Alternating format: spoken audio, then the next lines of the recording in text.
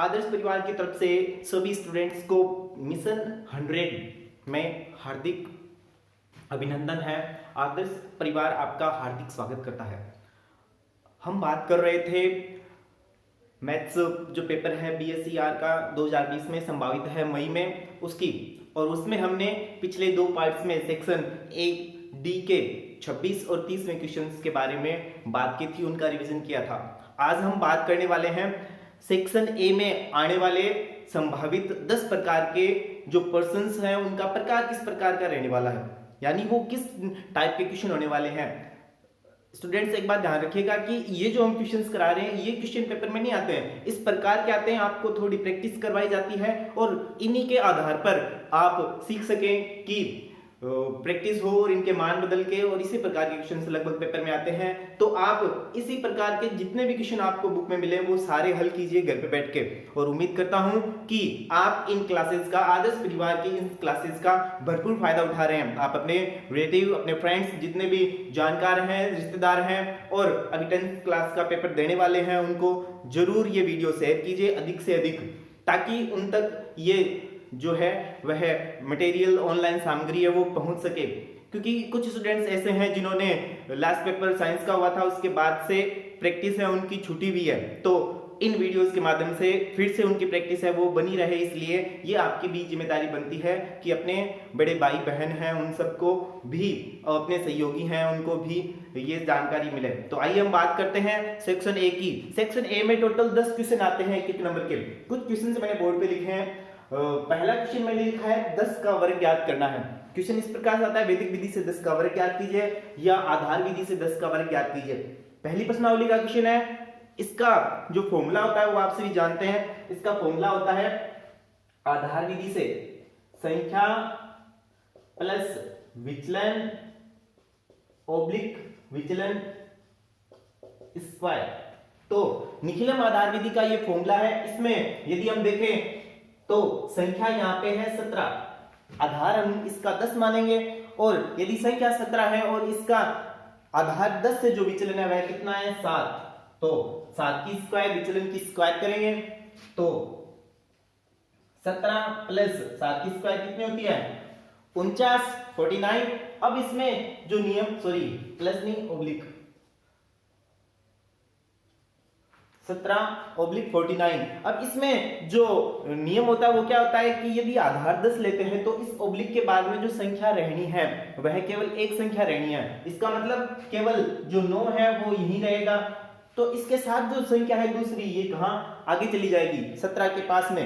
17 और 4 आ जाएगा 18, तो ये इसका आंसर रहने वाला है 189। आधार विधि से, इसी विधि से आप 19 का, इसी विधि से आप 15 का, 16 का, ऐसे ही यदि हम आगे बात करें तो 102 का, 103 का, 105 का स्क्वायर भी निखिलम के इसे ही फॉर्मूले से ज्ञात कर सकते हैं। 91 का पीछे देख चले हम, 91, 95, 97 ऐसी कंडीशन में आधार है वह कितना रह जाएगा आपका 100 रह जाएगा। उस समय कंडीशन में ऑब्लिक के बाद में 2 संख्याएं ली जाएगी। तो ये आपके प्रैक्टिस के लिए कुछ देता हूं मैं, 93 की स्क्वायर, 95 की स्क्वायर, 106 की स्क्वायर।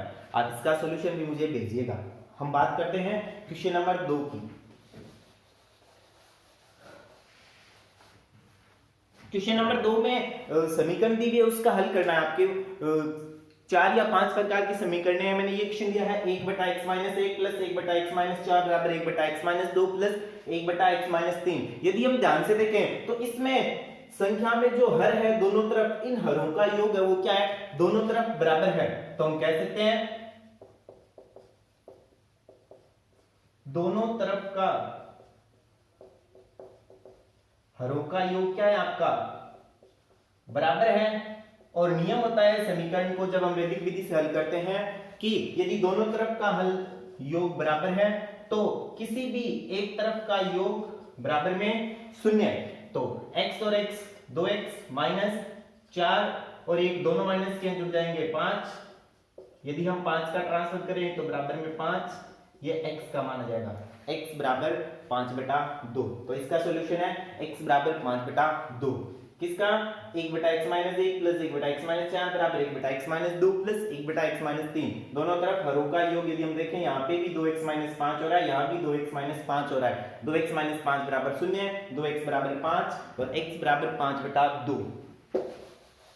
आप इसी तरीके से उम्मीद है मेरी कि इन वीडियोस की सहायता से उन सभी क्वेश्चंस का जो आपको पहले भी इंपॉर्टेंट बताए गए हैं और इन सभी की प्रैक्टिस आपको पहले भी बहुत कराई गई है, आप इनका हल है वो घर पे जरूर हल करेंगे। 68 और 119 का में से ज्ञात करना यानी एचसीएफ ज्ञात करना, हाईएस्ट कॉमन फैक्टर 18 और 119 का, इसको हम दो विधि से कर सकते हैं, एक अभाज्य गुणनखंड विधि से और एक यूक्लिड विभाजन एल्गोरिथम से। तो मैं इसको हल कर रहा हूं यूक्लिड विभाजन एल्गोरिथम से। क्या होती है? a बराबर bq प्लस r। तो 159 के बराबर में यहाँ पे a क्या होता है? बड़ी संख्या b होती है, छोटी संख्या 119, बड़ी संख्या इसके बराबर में 68 को यदि हम 2 से गुणा करें, 68 इंटू 2 136 प्राप्त होता है, जो कि 119 से बड़ा है, इसलिए इसमें एक बार ही भाग जाने वाला है। यदि इसमें हम 60 जोड़ दें 129 होते हैं, 128 होते हैं, यदि हम इसमें 50 जोड़ें 118 होते हैं, यानी 51 बार शेषफल बचेगा, इसका 51 शेषफल बचने वाला है। अब जब एक प्रोसेस पूरी हो गई तो जो पहले b का मान था वो इस बार a का मान बन जाएगा। 68 इस बार बड़ी संख्या है, 51 छोटी संख्या है, 51 इस बार b बन जाएगी और 51 में यदि हम 68 का भाग लगाएं तो एक बार जाना है, तो शेषफल बचेगा 17। अब भी जब तक यहाँ पे शेषफल शून्य नहीं आता हमारे एचसीएफ का आंसर नहीं आने वाला है, तो हम फिर से ये प्रोसेस करते हैं। इस बार 51 बड़ी संख्या है, 17 छोटी संख्या है, भाग लगाते हैं, 3 बार भाग जाएगा, 17 का 51 में 3 बार भाग जाएगा, तो आंसर, क्योंकि एचसीएफ जो शेषफल है वो 0 आ गया, तो जहां पे शेषफल 0 आ जाता है वहां b का मान हमारा एचसीएफ रहता है, तो एचसीएफ बराबर 17। यूक्लिड विभाजन एल्गोरिथम से इसका आंसर आ गया 17। यदि आप इसका अभाज्य गुणनखंड से करते तो भी आंसर है वो 17 ही आता। अब हम नेक्स्ट क्वेश्चन को देखते हैं। आपको पता है कि त्रिकोणमिति से भी 2 या 3 क्वेश्चन आने वाले हैं, तो ये जो मैंने क्वेश्चन कराया त्रिकोणमिति की छठी एक्सरसाइज में सारणी का क्वेश्चन है। सारणी में आप जानते हो sin 30 का मान होता है 1/2, 1/2 की स्क्वायर प्लस cos 45 का मान होता है 1/√2 की स्क्वायर, दोनों का स्क्वायर करना है। 1/2 की स्क्वायर 1/4 और 1/√2 की स्क्वायर 1/2। 2 और 4 का एलसीएम 4 आता है, 2 और 4 दोनों का एलसीएम 4 का हम 4 में डिवाइड करेंगे, एक बार जाने वाला, 1 को 1 से गुणा करेंगे 1, 4 का 2 में भाग देंगे 2 बार, 2 को 1 से गुणा करेंगे 2, 2 और 1 जुड़ जाएगा, तो हमारा आंसर रहने वाला है 3/4। 1/2 की स्क्वायर प्लस 1/√2 की स्क्वायर, फिर उनका एलसीएम लेके हमने जोड़ किया, हमें आंसर प्राप्त हुआ 3/4। नेक्स्ट क्वेश्चन को हल करते हैं हम। सेक्शन ए में इसी प्रकार के छोटे छोटे और अति महत्वपूर्ण क्वेश्चन आते हैं, और ये क्वेश्चन ऐसे हैं यदि आपने सरलता से इनको हल कर लिया तो आपका कॉन्फिडेंस है वो बढ़ने वाला है, क्योंकि स्टार्टिंग में यही आता है सेक्शन ए में, तो ये कॉन्फिडेंस बढ़ाने वाले क्वेश्चन होते हैं, बहुत ही छोटे और बेहद इंपॉर्टेंट होते हैं। आप इनकी प्रैक्टिस अधिक से अधिक करिएगा, आपको पहले भी प्रैक्टिस है बहुत सारे दिए हुए हैं और अब ऑनलाइन माध्यम से भी आपको दिए जा रहे हैं, और आपको पीडीएफ के माध्यम से भी और बहुत सारे क्वेश्चन है वो भेज दिए जाएंगे।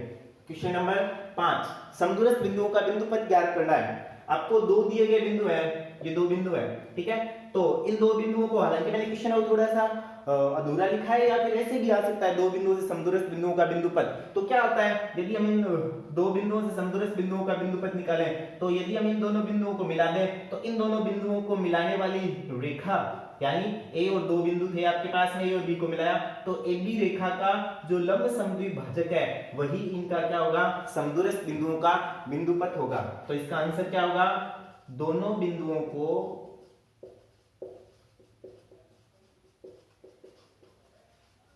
मिलाने वाली रेखा का लंब समद्विभाजक,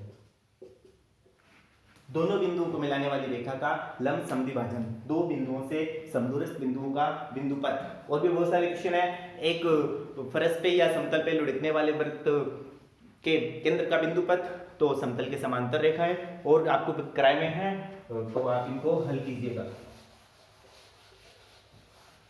क्वेश्चन नंबर 6 है, प्रायिकता से क्वेश्चन आता है, और ज्यादातर पीई और पीई बार वाला आता है, यहाँ पे वही है। दो खिलाड़ी हैं, इसमें से हमें क्या दिया हुआ है, खिलाड़ी ए के जीतने की प्रायिकता पीएबी भी हमें 3/5 और दूसरे खिलाड़ी की पूछी है यानी पीबी के मैच जीतने की प्रायिकता पूछी है, बी की ज्ञात करो। मैंने ये क्वेश्चन थोड़ा सा अधूरा लिखा है क्योंकि थोड़ी सी स्पेस है वो कम है, तो मैं यहाँ लिख सकता हूँ कि बी के मैच जीतने की प्रायिकता ज्ञात करो। तो क्या बनेगी, पीबी बराबर 1 माइनस पीए, तो आंसर रहेगा 1 माइनस 3/5। जब भी हमें एक प्रायिकता देके और दूसरे के ही सापेक्ष पूछे तो वो प्रायिकता ज्ञात करने के लिए हम एक में से घटाते हैं। पीई और पीई बार किसी भी घटना के जो प्रायिकता होती है उन दोनों की होने की और न होने की प्रायिकता का योग हमेशा ही एक होता है।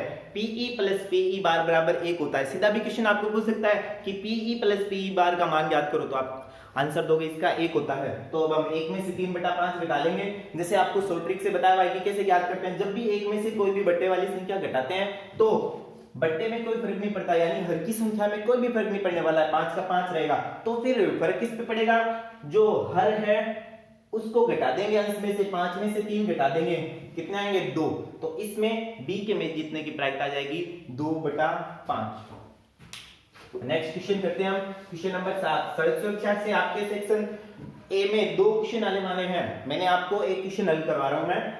ये कह रहा है कि एक कार है जिसका प्रथम किलोमीटर का किराया है वो 20 रुपए है और इसके बाद में प्रत्येक किलोमीटर का वो कितना लेता है, 11 रुपए लेता है और 15 किलोमीटर का हमें किराया ज्ञात करना है। ये विशेष बात ध्यान देने वाली है कि इसने पहले किलोमीटर में 20 रुपए चुकाए हैं किराए के और प्रथम किलोमीटर का 20 रुपए है और इसके प्रत्येक किलोमीटर का वो कितना है, 11 रुपए लेता है और 15 किलोमीटर का हमें किराया ज्ञात करना है। प्रत्येक किलोमीटर का, इसके बाद में जो प्रत्येक किलोमीटर का है वो किराया 11 रुपए है। तो आप यहाँ विशेष ध्यान दीजिएगा कि 15 किलोमीटर का किराया ज्ञात करना, उसमें से 1 किलोमीटर का पहले ही किराया ये दे चुका है। तो हमारे पास में जो 11 रुपए प्रति किलोमीटर का किराया वो लगने वाला इस बार 14 किलोमीटर का है।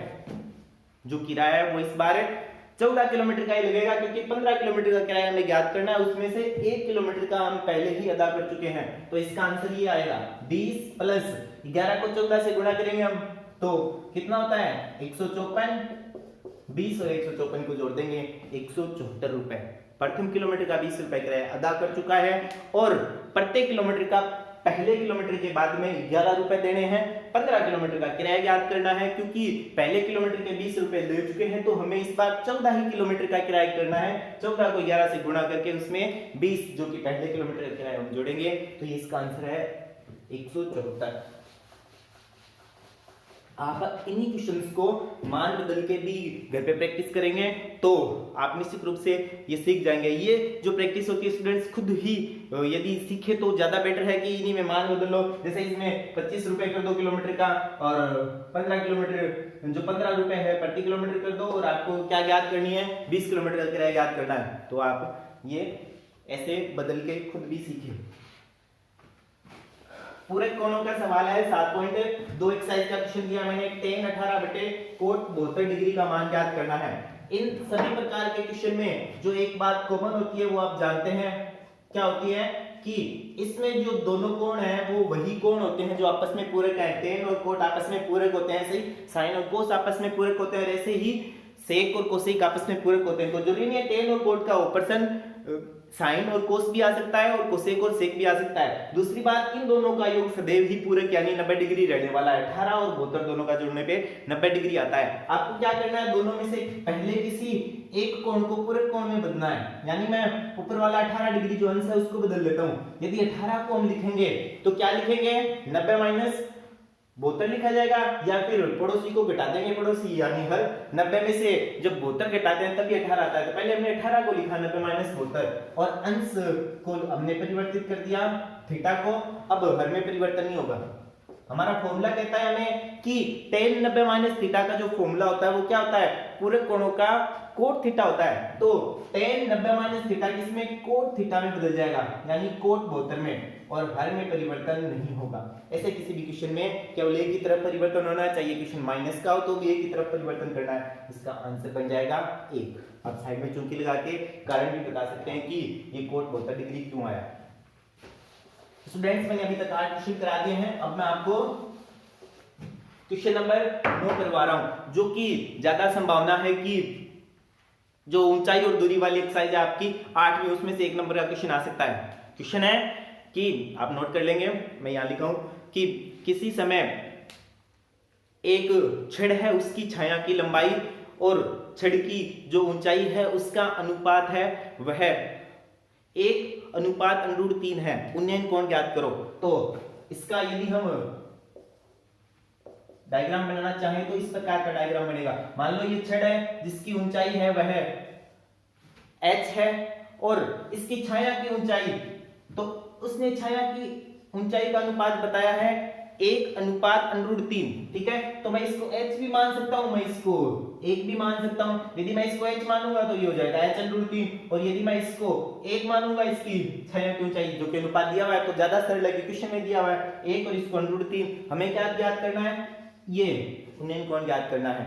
अनुपात किसका दिया हुआ था वो आप विशेष रूप से देख लेना। पर्सन में जो नाम पहले दिया होता है वही होगा। जो मैंने पर्सन बोला है उसमें किसी छड़ की ऊंचाई का जो अनुपात है उसका उसकी परछाई के अनुपात के साथ अनुपात दिया हुआ है 1:√3। यदि यही क्वेश्चन में ऐसे बोलता किसी भी छड़ की परछाई का अनुपात उसकी छाया की परछाई का अनुपात उसकी ऊंचाई के अनुपात में 1:√3 है तो आंसर है वो बदल जाता। उस कंडीशन में 1 यहाँ होता, √3 यहाँ होता। लेकिन हमारा क्वेश्चन था ऊंचाई और परछाई का अनुपात 1:√3 है। तो लंब और आधार, तो लंब और आधार का जो त्रिकोणमितीय अनुपात होता है वो टेंजेंट यानी tan होता है। तो हमें ये उन्नयन कोण ज्ञात करना है। tan थीटा बराबर लंब बटे आधार 1/√3। अब हम tan वाली सारणी में यदि मान देखें तो 1/√3 है वह 30 डिग्री का मान होता है। तो हम कह सकते हैं कि उन्नयन कोण है वो कितना डिग्री है, 30 डिग्री का है। ये तो था टेंजेंट का क्वेश्चन। हम एक क्वेश्चन और कर लेते हैं सेक्शन ए का, ताकि आपके पूरे 10 क्वेश्चन है वो इस वीडियो में कंप्लीट हो जाएंगे। स्टूडेंट्स आपने सड़क सुरक्षा में जो सीसीटीवी कैमरा है उसका सड़क सुरक्षा में योगदान है, ये क्वेश्चन भी आप, हालांकि ये थ्योरेटिकल है फिर भी आप इसको हल कर लीजिएगा, याद कर लीजिएगा। मैंने कम से कम 4 या 5 अनुप्रयोग है वो आपको बताए में है। लेकिन मैं इस बार क्वेश्चन जो दे रहा हूँ वो न्यूमेरिकल क्वेश्चन है। वह है कि आप लिख लो साथ साथ में कि यदि किसी सड़क सुरक्षा में किसी कार के जो रुकने की दूरी है वह हमें ज्ञात करनी है और प्रतिक्रिया दूरी है वो 2 मीटर दी हुई है और जो अवरोध दूरी है वह 3 मीटर दी हुई है। तो आपको यहां पे रोक दूरी समीकरण याद होनी चाहिए। तो रोक दूरी समीकरण क्या होती है आपको पहले भी लिखा रखा है मैंने, प्रतिक्रिया दूरी प्लस अवरोध दूरी, इसको क्या बोलते हैं हमें,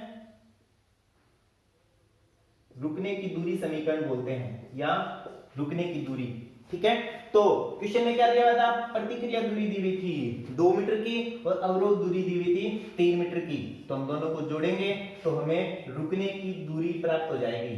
तो हम कह सकते हैं कि यदि प्रतिक्रिया दूरी 2 मीटर है और अवरोध दूरी 3 मीटर है तो जो रुकने की दूरी है वह हो जाएगी 5 मीटर।